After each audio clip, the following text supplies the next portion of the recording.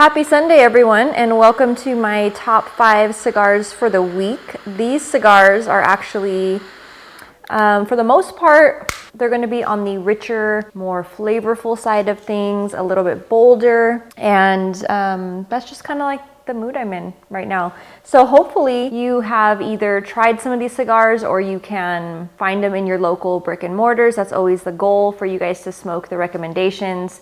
Again, just stuff that's coming out of my humidor that I thought would be really fun for your week of smoking. So starting with number 5, we actually have this fun little guy here. This is the Juarez.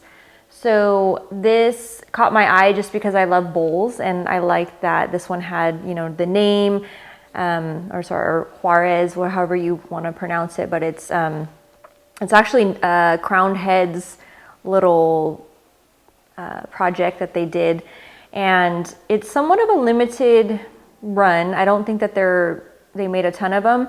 However, what I liked about it is, as I was doing some of the research, they actually came up with the name, and in fact on here you won't find anywhere that says Crowned Heads. It just says, you know, Juarez, and it has the bowl on it, and it was named after a Johnny Cash song. So how cool is that? They have done that before with the 4 kicks that Crowned Heads released a while back, which again, being a huge music buff, that was a lot of fun to, you know, just watch them kind of do that. They've done a lot of really cool things. They also did a Calavera release years back that had the really colorful sugar skulls, which I absolutely loved.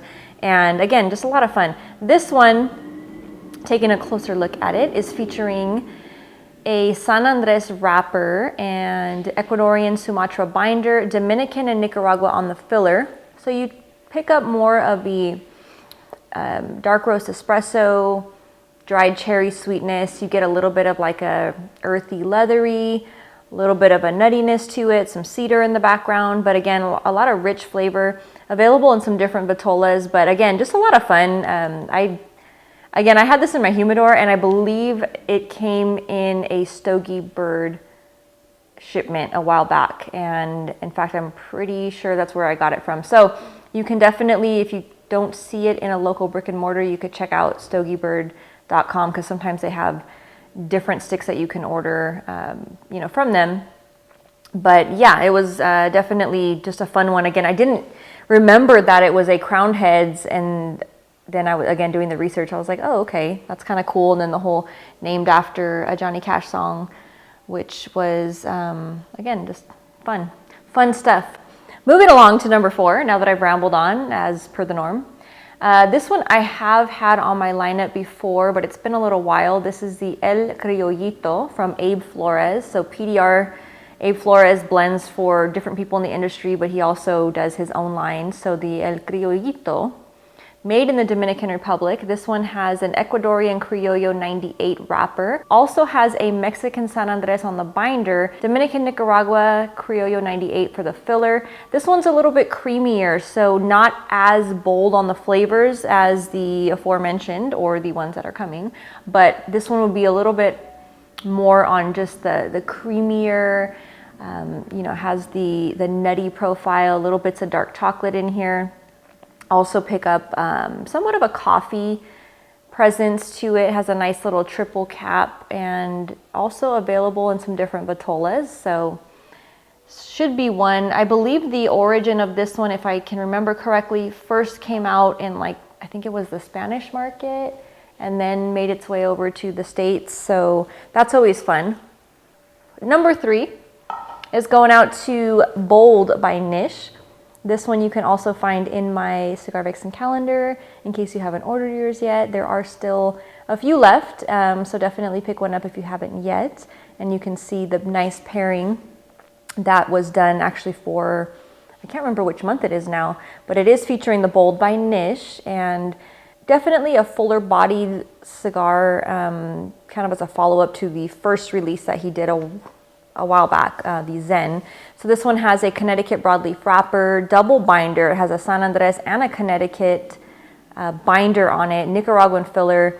You get the traditional kind of a dark chocolate, little bit of an espresso bean, black pepper, kind of all mixed in together, again, to provide more of a richer and definitely bold flavor profile, so really nice, especially if you're a fan of pairing your cigars with tequila.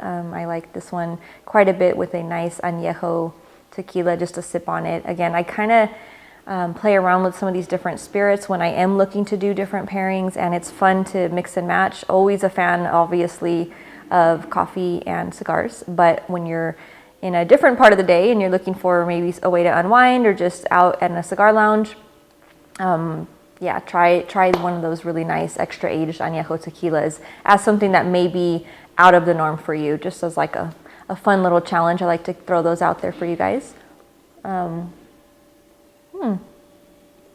Number 2 is going out to the Diamond Crown Maximus. So this one also you've probably seen, you'll probably find it in most humidors out there. Diamond Crown is one of those brands that's pretty readily available, so it's nice when that happens. This one is featuring a sun-grown Ecuadorian Ligero Oscuro wrapper, Dominican on the binder and the filler. This one definitely gets you the black pepper, dark espresso. You actually get a little bit of that backstrap molasses sweetness kind of lingering in here. It's very complex but yet balanced, which is really nice. Why I like it myself. So definitely one that, again, you should be able to find in pretty much everywhere, and also available in a variety of vitolas, which is good. Something for everybody. Number 1 this week is going out to Drew Estate. This is the Undercrown Maduro, but it's a fun new little size. It's a line extension for them on their Undercrown series. So this one is a really cute little buddy. I love these sizes. I think the intention I was reading for this release was to kind of help with the cold, freezing winter months. If you don't have a lot of time to, if you're somebody that smokes outdoors, perhaps, and it's freezing, you're probably not going to want to be out there too long. So these little guys are a nice way to address that. But also, even if you're not in the colder weather, I like the size if you don't, again, have a lot of time to sit down, if you're just looking for kind of a quicker smoke. Being that this is a Maduro, it does tend to smoke a tad bit slower, and because it's also available in their Undercrown Connecticut. But again, I like the Maduros, especially with the coffee. To me, this is like a perfect coffee stick because it's small, it's not going to take you too long, it's going to get you through, if you do a French press and you do maybe 2 cups of coffee, depending on your pace of smoking and drinking your coffee, this would be really nice to go along with that. Again, especially because of those deep, rich notes. If you are somebody who drinks your coffee on the stronger side, you drink black coffee, things like that, it's going to pair just really, really nice. So again, this different size that they just launched recently, it's the Corona Pequeña. So again, just a 4x44, fun little size there, featuring a Mexican San Andres wrapper, Connecticut stock cut and sun-cured Habano binder, Brazilian and Nicaragua on the fillers. Again, you're getting those really nice flavors. You actually get a cacao flavor, which I love.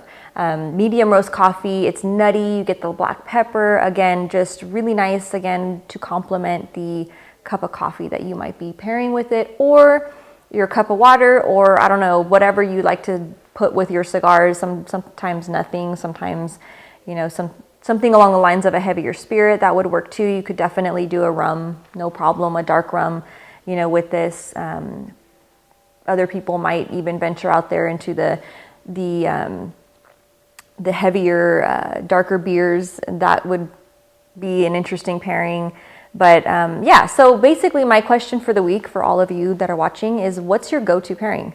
I talked a lot recently in the last little bit here about coffee pairings, and I was asking you a while back like how you guys brew your coffee, how you take your coffee, what's your process. So that was one, and it's fun to read through those comments because it's just nice to kind of share ideas, and also just to see what's your regular, patterns, or, how you spend your weekends perhaps.